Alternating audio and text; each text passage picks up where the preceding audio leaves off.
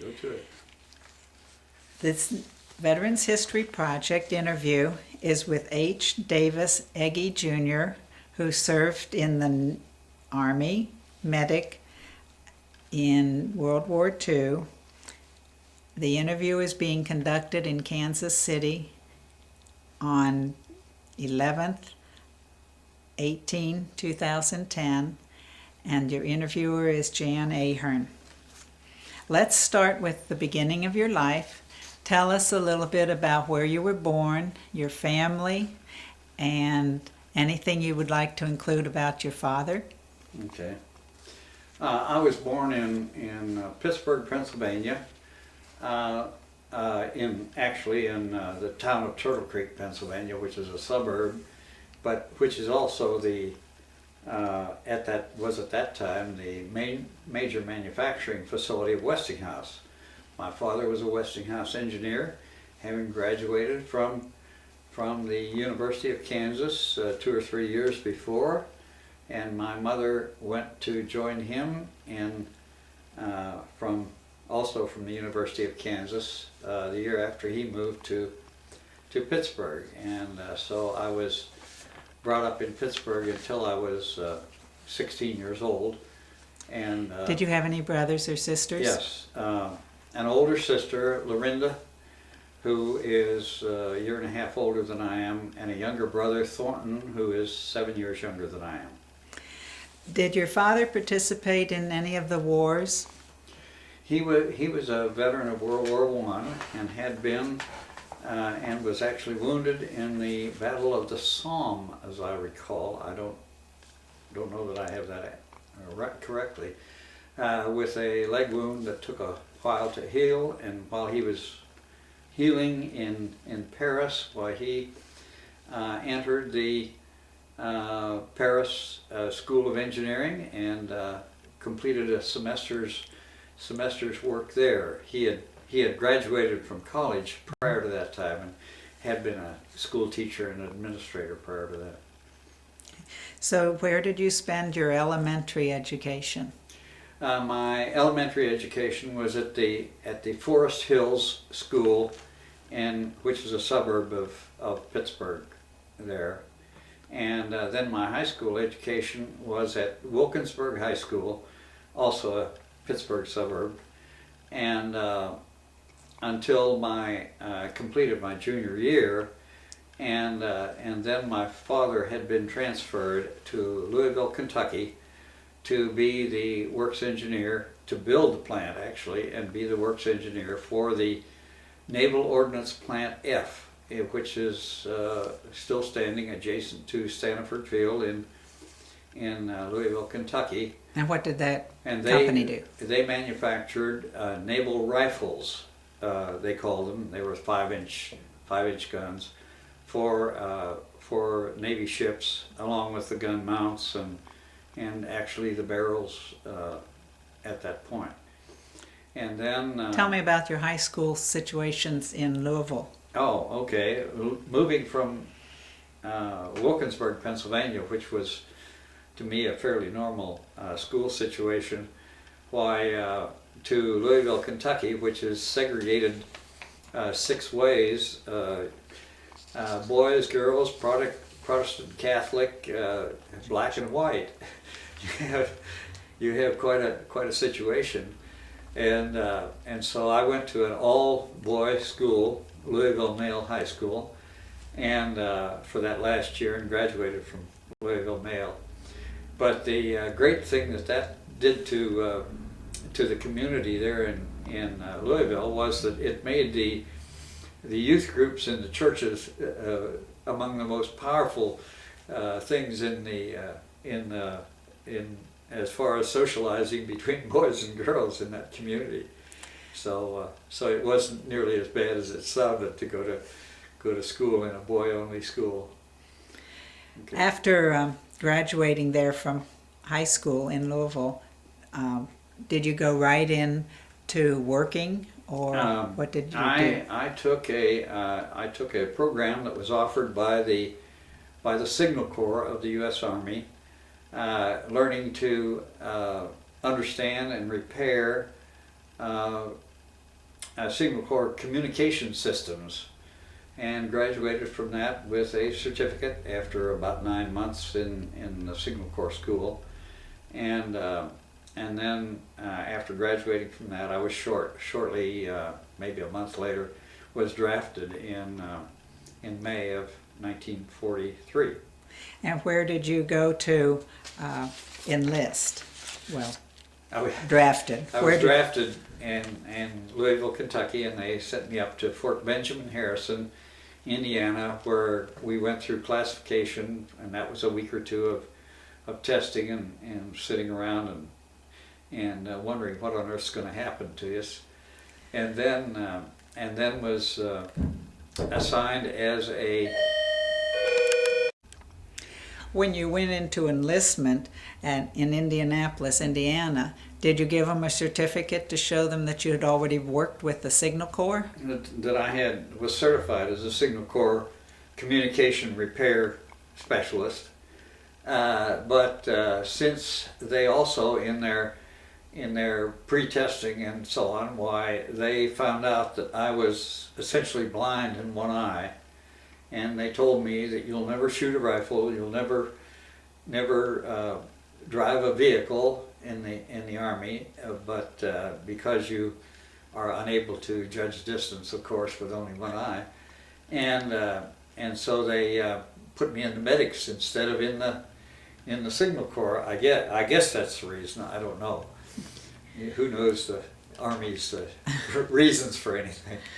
Okay. And they sent me from there to the General Hospital, Nichols General Hospital of Louisville, Kentucky, and that was an Army hospital. And I was supposed to take my basic training there, but my basic training consisted of being a ward attendant primarily for the next 3 or 4 months, which I described myself as a bedpan commando, and I essentially got some basic medical training as to how to administer pills and give shots and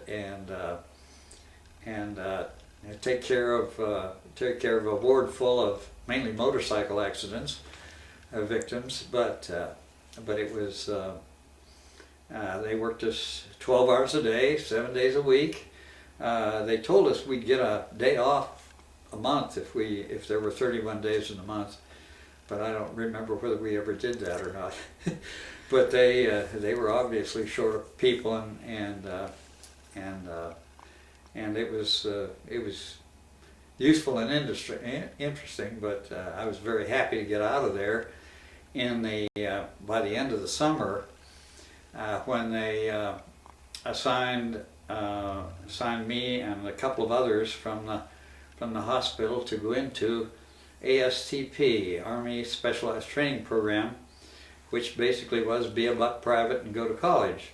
And where did you attend? And they sent me to Ohio State for a week or so, where they decided where we were going to go, and I ended up going to Newark College of Engineering in Newark, New Jersey, and took a semester there of mechanical engineering, typical first-year college physics, math, chemistry, etc.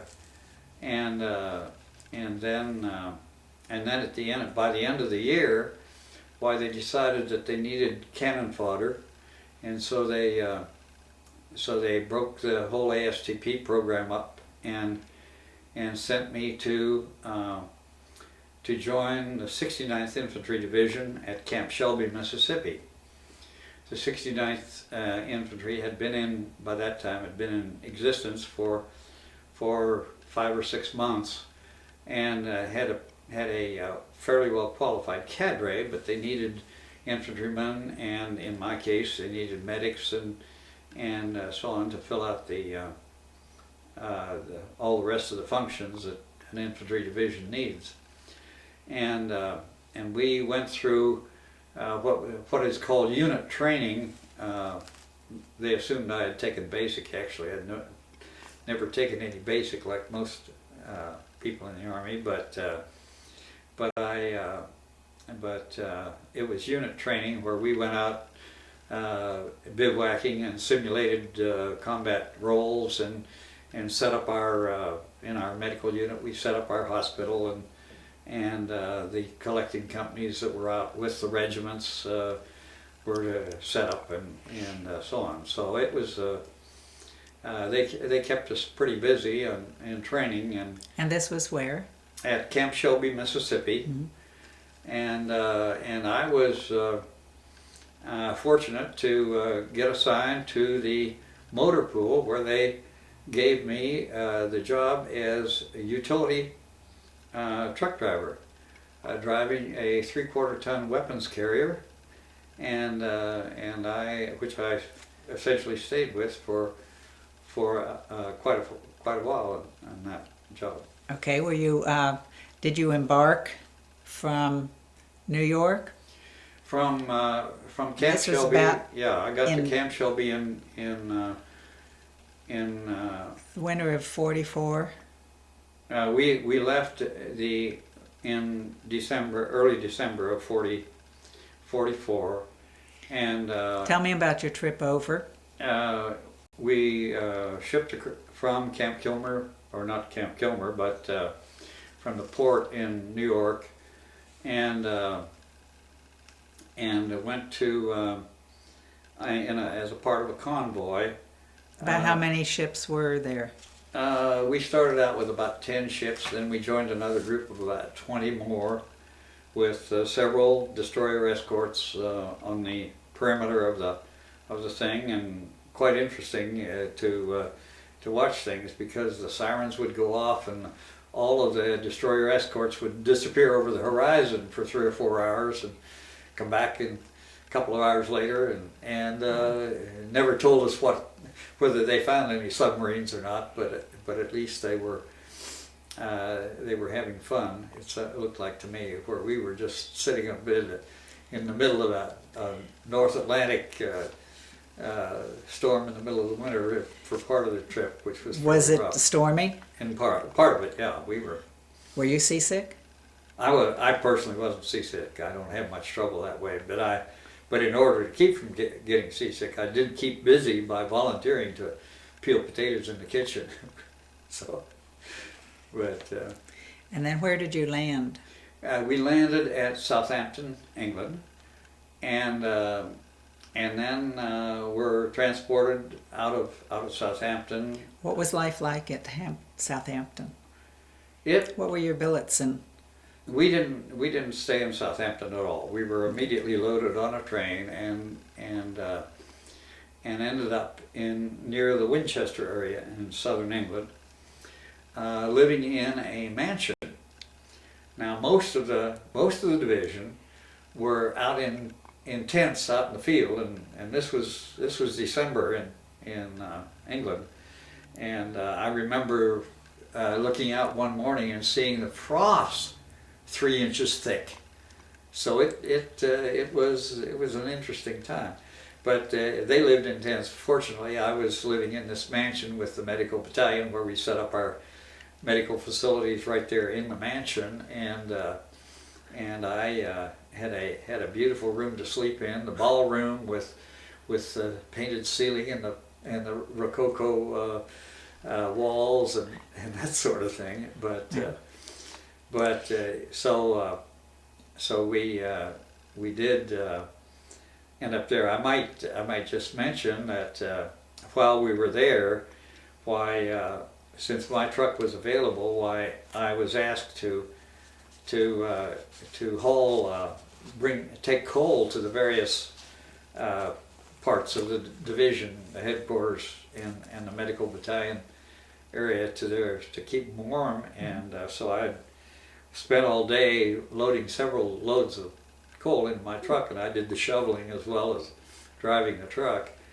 And at the end of the day, I got back, and one of the captains of the medical battalion was there and said sweep out your truck, and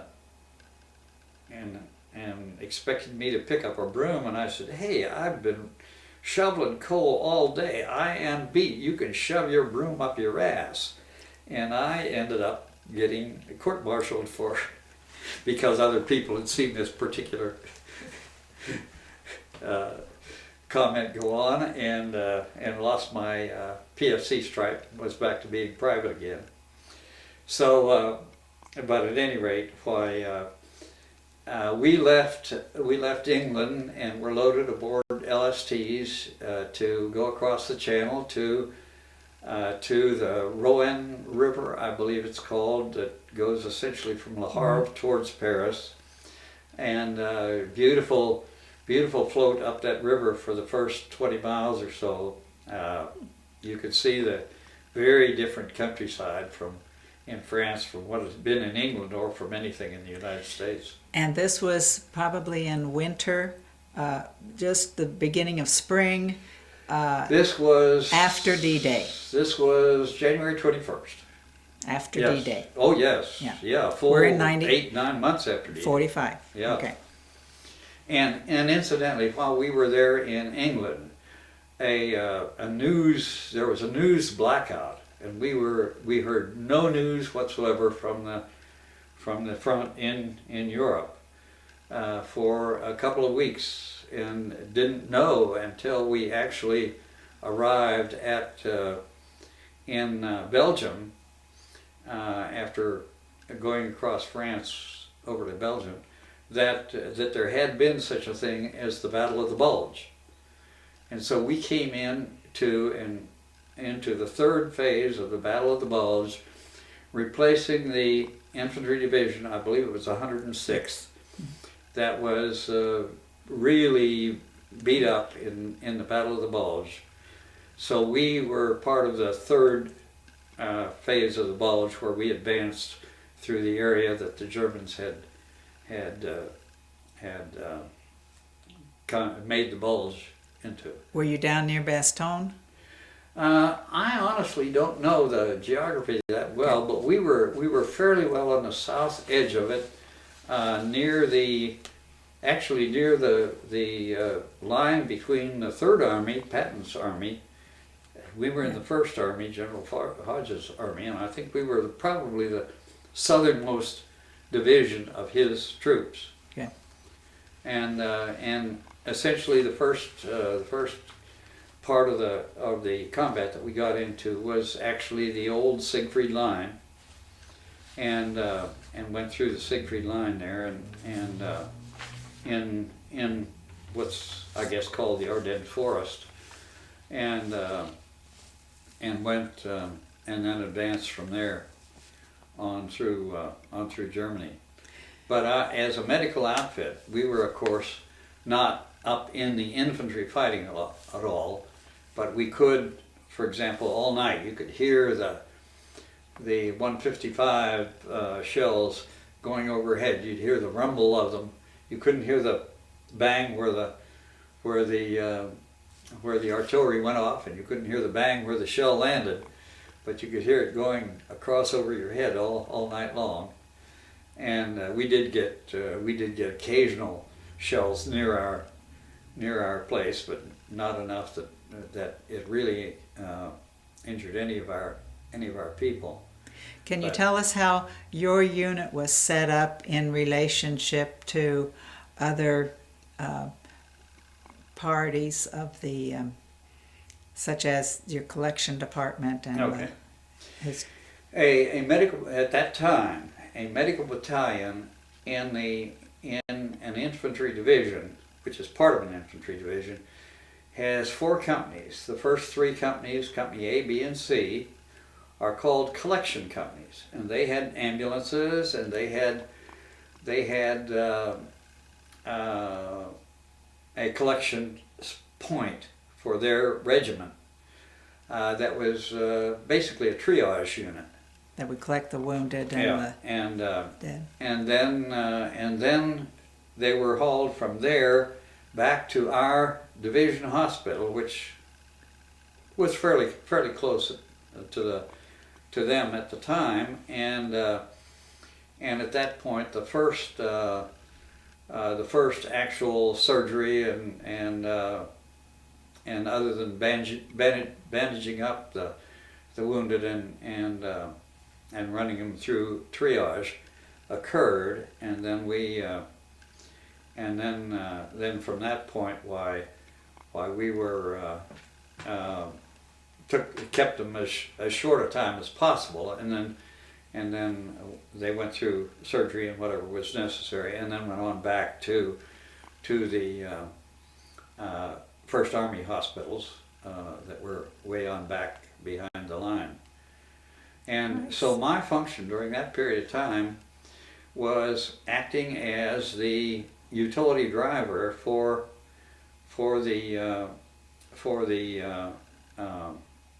Company D, which was the hospital for the division, and also in hauling the supplies for all of the collecting companies as well. Mm-hmm.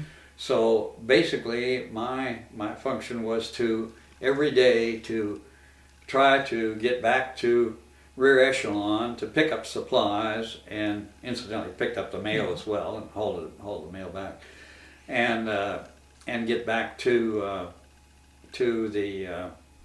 the field hospital.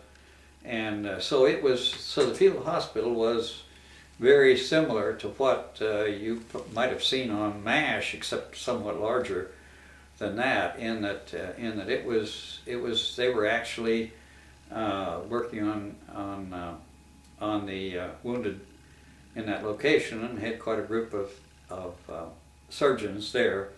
And incidentally, the colonel of our battalion, which was in the headquarters department that I was in, also was a surgeon, and during that entire period that we were in combat of 3 months or so, we hardly ever saw him because he was in surgery the whole time. And my basic function was relating it back to the MASH. I was radar, I guess. One of my major functions was to scrounge up enough booze to keep the surgeons happy. And what is your story about nutmeg? Oh, the nutmeg story goes way back to Camp Shelby. One time I was asked to serve on the ration truck at Camp Shelby, and they couldn't figure out why one of the company kitchens used 3 or 4 times as much nutmeg as anybody else in the division. And in other words, every time we'd have to deliver to them once or twice a week, why they'd ask for another pound or 2 of it. And we found out that some of their personnel in the kitchen were essentially addicted to nutmeg, which, if taken as snuff in large enough quantities, is either a hallucinogen or a narcotic or something. I don't know what it is. So they had drug problems in World War II. Yeah, so we had drug problems back in World War II, except they were nutmeg problems. You should publicize that. No. You don't want to publicize that. Okay, so continuing on. Okay. We are stopped after we're staying in Germany because the war. What do you remember about Roosevelt dying? Never. And the end of the war. Did you celebrate? Well, from that Did you point, hear that? From where we were in the far German border, why after we broke through the German line, why then the Remagen bridge, the beachhead across the Rhine River, had been established, and so our division crossed the Rhine immediately above Remagen on a pontoon bridge, and then we headed upstream on the Rhine to Fortress Ehrenbreitstein, which is where the final negotiations for the end of World War I had been conducted. And from there went essentially straight across Germany, up through Kassel and on to Leipzig, going with I believe it was one of the armored divisions, and we were the front line of infantry with the armored division that was on the spearhead going across Germany. And at times we moved as much as 40 miles a day, and so we'd have to move the hospital every 2 days or something like that. And Did you capture any Germans? oh well, that's just a yes, if you want to say so, because I was traveling back and forth, of course, from up there, essentially at the front lines at the field hospital, back to headquarters, rear echelon, to pick up supplies every day. So going back to the west, why the Germans would show up alongside the road and throw down their weapons and say, "We want to ride back." And one day, I had been taking our intelligence officer, a first lieutenant, back with me to go back for a day or two, and he insisted we stop and load the truck up with the Germans. So I guess we captured I don't know, 15 or 20 Germans that day, but they were very delighted to have a ride back west. And if you were advancing fast, Yeah. were the food supplies and other supplies keeping up with you? We got to the point, advancing that rapidly, that, well, as an example, we ran out of truck tires. The 6x6s, which of course normally had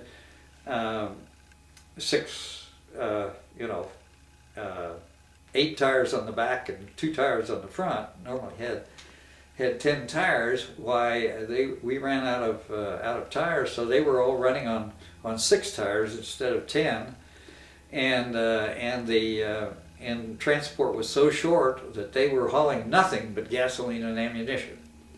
So we ended up living off the land, essentially, and one of my, as going back, was to keep my eyes open to see if there was anything available for food, and although as we got back to what was essentially the front line of the 20th Division that was behind us, we would find out about that they were finding some food, and for example, for at least 5 or 6 days, the entire our entire battalion had no food but sardines and crackers that they'd run into a warehouse full of.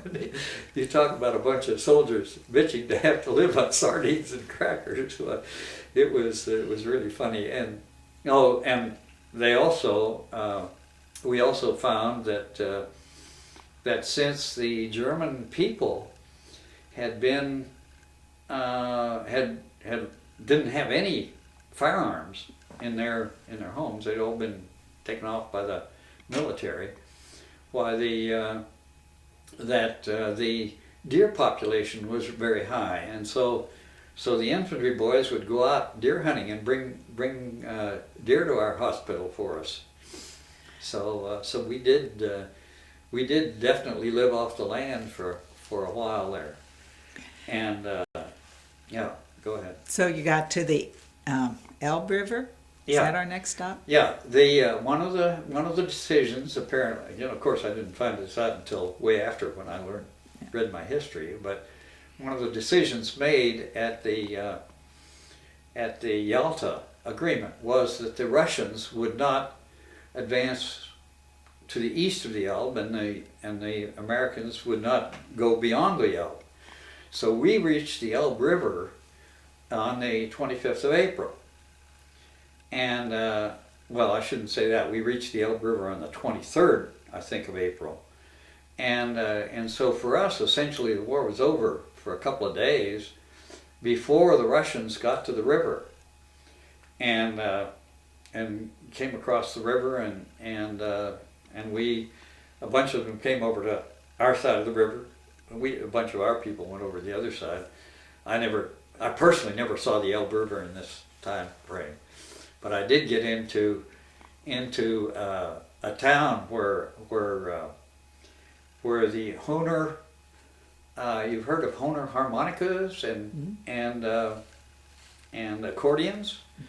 The factory was there in the town of Torgau, and of course we were given free rein and looted the factory of all the accordions that we could find, and the Russians were just delighted to.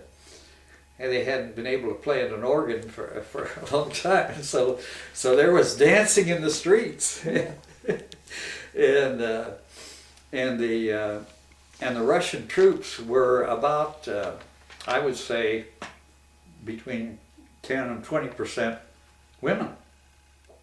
No. And they wanted to dance with us Americans, and I did do a polka with one of them, and she wanted to dance another one, and I couldn't take it. She hadn't had a bath since October. So there were women were fighting in the Russians. Oh yes, they definitely had women in their troops. And yeah, they were. But at any rate, no. But so we essentially, from the 25th of April until the 7th of May, when I guess the war was over on the 7th of May. Why we were essentially had not much to do, and so that's when I wrote up this 13-page write-up that I've given you. Yeah. Okay. But anyway, so there are some statements in there that. So some people are able to go home at this time? Anybody from your unit that was ready to go home? No, Okay. no. Our division, after that, we were shipped to Rothenburg in northwestern Germany, and we were deactivated at that time, and certain critical groups from our organization were shipped back to the United States immediately to be shipped on to Japan. As it turned out, only one of the very small groups from the 69th Division actually ended up being shipped over to the Pacific. But so the ones that were in the Corps of Engineers and some of the critical outfits in the infantry did get shipped back to the United States almost immediately. But they were sat around in the U.S. until the end of the Japanese War, and then went home. Whereas I was stuck there under the point system. You got so many points for every month in combat, and so many points for every month overseas, and so many points for your total service in the Army up to that time. I didn't have enough, so I didn't get to go home for almost 11 months. And so from the time they deactivated us at Rothenburg, why I was sent down to Stuttgart and was assigned to a ordnance evacuation company, where we drove the big trucks that carried truck trailers that carried tanks, both bringing them up forward to the front line and bringing the disabled ones back from the front line to be repaired and so on. Those were armored trucks, 70-ton rated trucks, and so they were about the biggest thing on the road at that time of at that history time. You know? So you said there were 3 phases of this time period?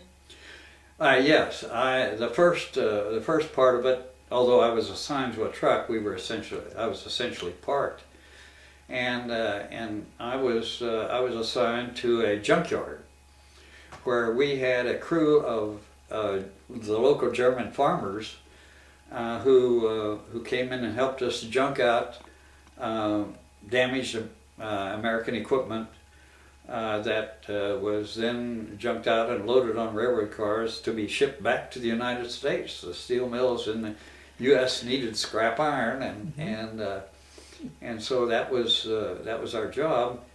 And since I had a gang of about 15 or 20 Germans working for me, why, I figured it was much easier for me to learn German than it was for them to learn English. And so I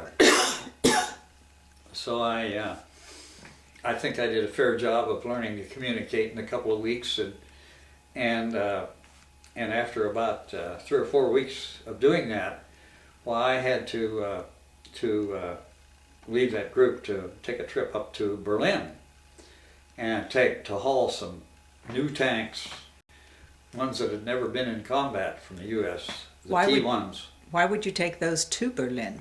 Show them off to the Russians, to show them what wonderful stuff the Americans had. And we hauled those. We hauled 12 of them, I think.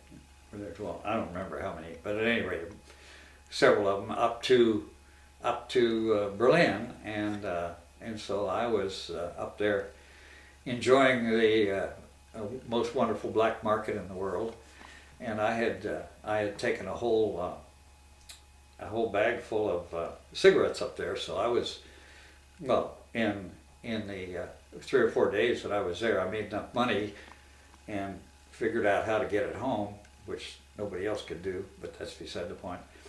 Enough to buy me a new Harley when I got out of the Army. Wow.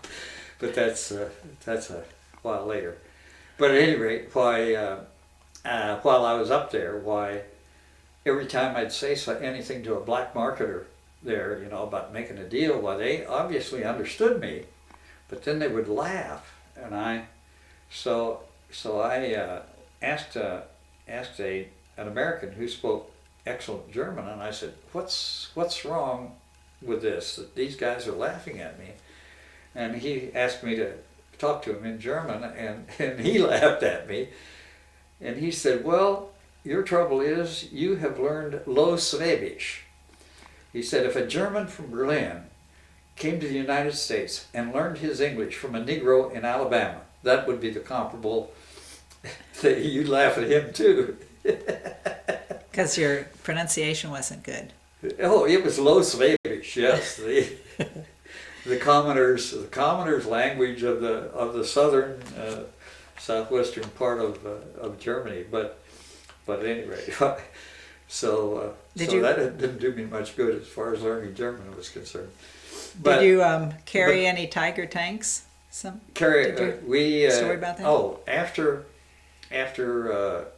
that period of working there at the junkyard, then I was reassigned with my truck to Paris, to the headquarters of Ordnance Technical Intelligence, and they wanted to get pieces of particularly German hardware, back to Fort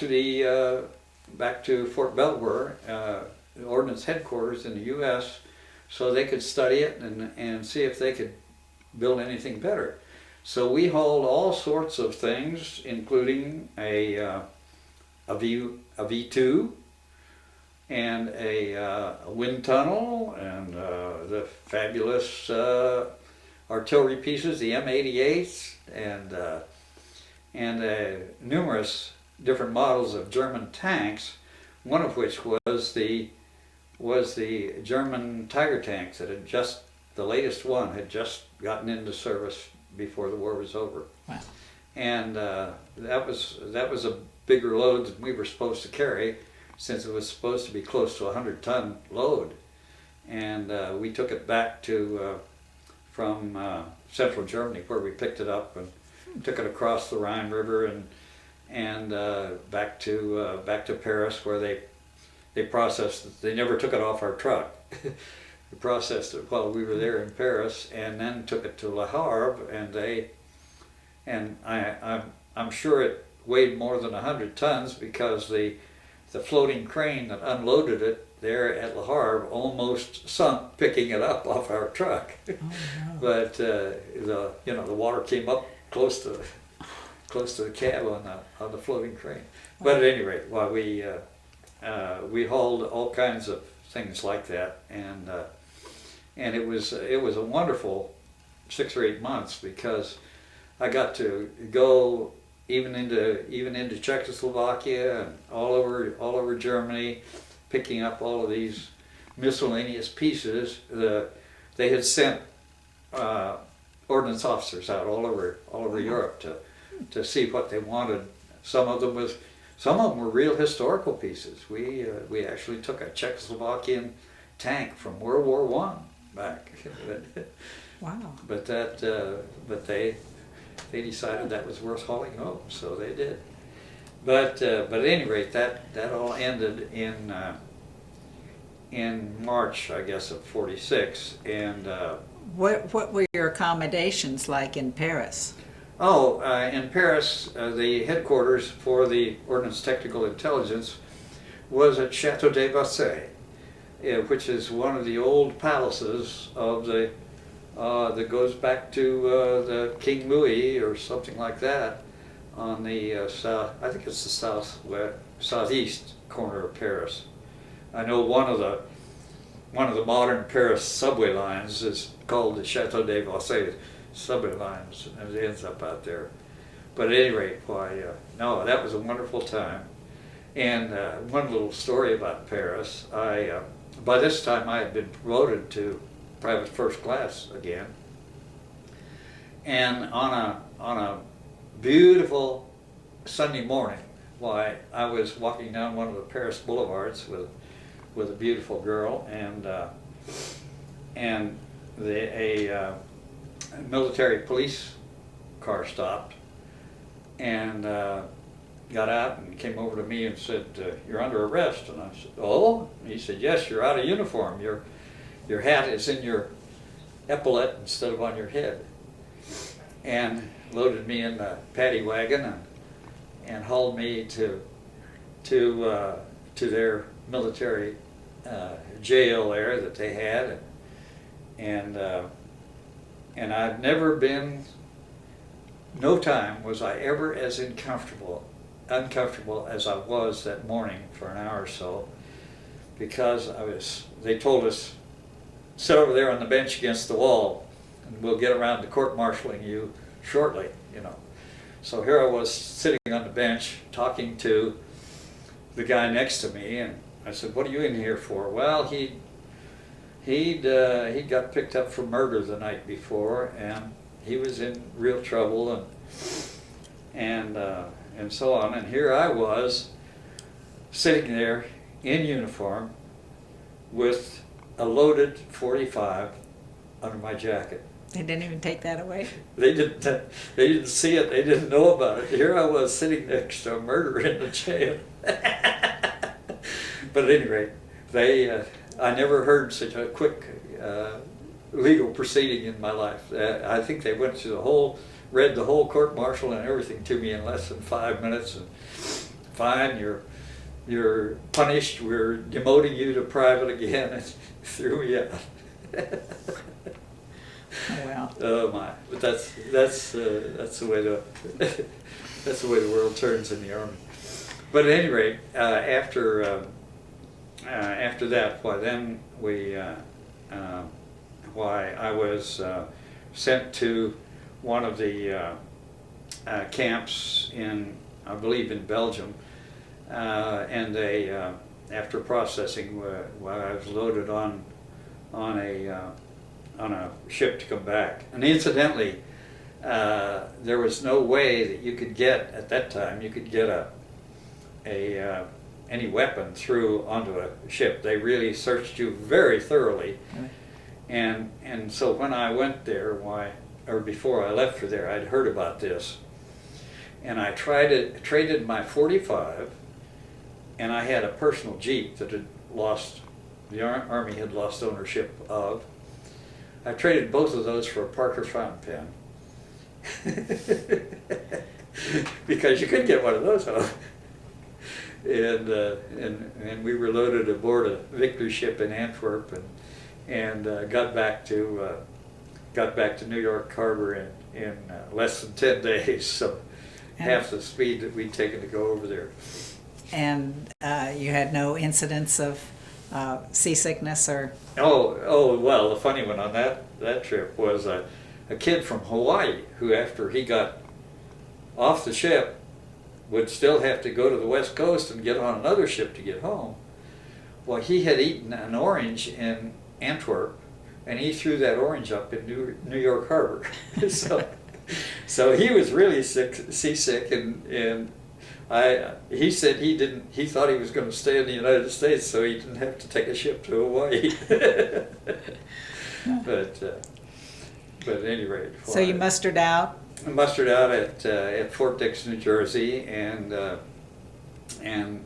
found my way back to to Pittsburgh, Pennsylvania, where my parents had returned to Pittsburgh after the work on the Naval Ordnance Plant had been completed.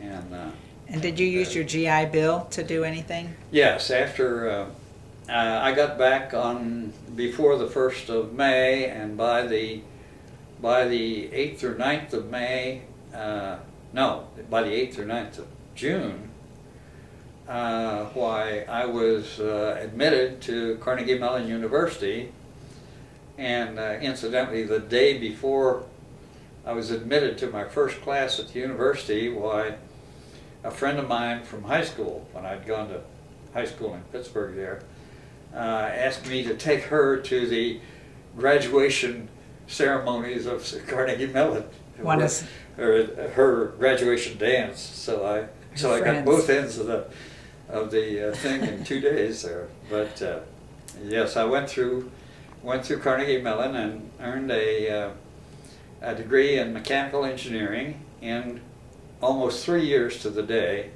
going summers as well as regular school, and then but by that time, by the time I graduated, my parents had moved to Kansas City.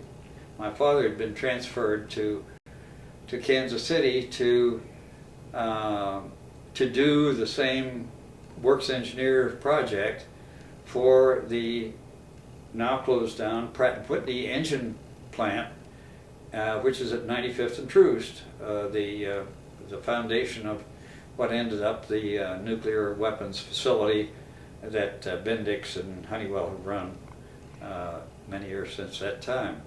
But he was making it available for Westinghouse gas. Westinghouse built built a facility there to build gas turbines for aircraft, which they ended up putting in the McDonnell Douglas, I don't remember, MD-11 or something like that, the Navy. It was basically a Navy facility. It had been a Navy facility to build engines, and it was a Navy facility to build those gas turbines. And then of course, they lost their Navy contract and ended up closing the plant down and essentially turning it over to Bendix, who by that time was running the east end of the plant and growing rapidly as a nuclear facility. You know. So when you graduated from Carnegie Tech, you were going to go out to the West Coast. Yeah, I was going out to the West Coast. A friend of mine who I graduated with had told me to come out to McDonnell Douglas, that they had plenty of jobs for people like me. So I was on my way, but my car broke down in Kansas City, and so before I could fix it up enough to make it all the way to the West Coast, why my parents had convinced me that hey, there were some jobs in Kansas City, and I could probably get a job here if I looked around. And so I ended up by going to work for Burns & McDonnell Engineering Company in September of 1949, and just retired from them a year and a half ago. And after 59 and a half years working for them as an engineer, very successful career, I would say, and I had a wonderful time in engineering, and now retired. Very good. And you did have a wife. Tell me about meeting her. Yes, I married Barbara Selders, and she was a graduate of Southwest High School. Had lived all her life in Kansas City, and met her at Second Presbyterian Church at the young people's group there, and although I didn't date her very sincerely until about 4 years after that, why we ended up getting married about 5 years later, and had a great time with 3 children. Tell me their names. Yes, Doug Eggy, who lives out in Belton. Molly Eggy, who is married to Doug Hundley and lives in Leawood, Kansas. And Nancy Eggy, who is married to Mike Bascom and lives in Portland, Oregon. Okay. Since you've been back, have you ever kept in touch with any of the other veterans or gone to any reunions? I've kept in close touch with a friend of mine that I was in ASTP with, and he was also shipped to Camp Shelby, and he went into the engineering battalion of the 69th Infantry Division. But we kept in touch there for the entire time that we were in service. And then in the those last few weeks, after we had gotten to the Elbe River, why, he and I met 2 girls in Leipzig, sisters, and he got very attached to the younger of the 2 sisters, and after about a year after we left there, why, she came to the United States to marry him, and I was the only other person that she had any acquaintanceship in the United States. So we have kept that acquaintanceship over the many years. Now I've been up to. They live in Mason City, Iowa, and both retired now. She worked in the school system there, and he worked as a postman for many years, and they have had 3 children and a very. Have you ever very great friends. gone to a reunion? Yes. In 1995, 50 years after, in April, after we had met the Russians at the Elbe, 50 years later, we had a reunion at Leipzig, well, at Torgau, over there, and there were about 50 from the United States that came, and I talked Willie and Leah from Mason City, and going with me, and I also took my youngest daughter Nancy, who spoke fluent German, with me, and we just had a wonderful time at that reunion. One interesting, as far as I knew, only I and only one other medic were the only ones out of the entire medical battalion who were there. And was this because of the 69th? Yeah, 69th Okay. Division reunion, yeah. And this other medic had been a lieutenant in one of the collecting companies, a surgeon, and he was at the time, 50 years later, he had retired as a lieutenant general in the Air Force, and he had been the major medical officer in charge of all the space acclimation work that they had done with astronauts and that sort of thing, Wow. and had so he was a very interesting character, and here I'd been PFC 3 times, and he ended up lieutenant general. You can't do much better than that. That's great. So, but at any rate. Okay. Well, we certainly do thank you for participating in the Veterans History Project. Okay. We're thankful that you took time to be in the service to help us, and we wish you and your family all the best and health and happiness in the future. Well, thank you. One story we forgot was... While we were moving up in combat, and our field hospital was about 50 miles to the east of the town of Kassel, Germany, why we were driving back through Kassel to go to Rear Echelon, and as we came back from Rear Echelon, we saw a group of trucks lined up at a warehouse. And of course, you know, any good loot's better than nothing, so we went to see what they were taking out of the warehouse. It turned out that this warehouse was full of Hennessy cognac. Oh. And we had a hard time packing all the medical supplies on the roof of the truck and so on, so we could fill the truck with cognac. But we brought it back and to the front echelon, and the driver who was with me, there were two of us. He had been the colonel's driver. The colonel didn't need a driver because he was in surgery all the time then, and so he'd been going back and forth. Well, he said to me, "Why don't we stop in at division headquarters before we go back to the hospital?" And I said, "Sure," you know, because he knew people at division headquarters. He'd taken the colonel over there numerous times throughout the entire year and a half that we'd known him. So we get back there, and he said, grab a case and come with me." And we went inside to the general's office, and the general's adjutant immediately outside the door. By this time it was probably 7 o'clock at night or so. By this time, the adjutant, he showed the adjutant what we had in our cases, and he said, "Go right in, the general will welcome you." And so we delivered the general a couple of cases of cognac. And you know that he, the colonel's driver, received a Bronze Star for performance beyond the call of duty, not in combat, of course, but Oh, my.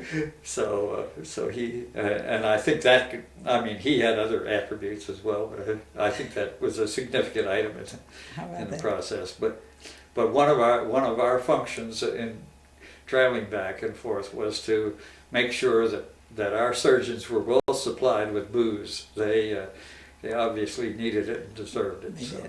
Okay. That's a lot of interesting stories. Thank you very much. Okay. Tell us about this. What is this? Pardon? Oh, that's a photograph that was taken, I think, when I first got in Louisville, Kentucky, when my parents lived down there, and Okay. and when I was working at Nichols General Hospital. Okay, tell me about this picture. Okay, on the far left is my son-in-law, Michael Bascom, from Portland, Oregon. My youngest daughter, Nancy, who married him and lives in Portland, Oregon. And then to my left is Doug Hundley from Leawood, and his wife, Molly Hundley, my daughter, who lives in Leawood, and my son on the very right-hand end of the picture, Doug Eggy, who lives out in Belton. Oh, I don't know the exact date that picture was taken, but I would guess it would be about 25 or 30 years ago. This is Barbara. That's my wife, Barbara. Yeah, I mean.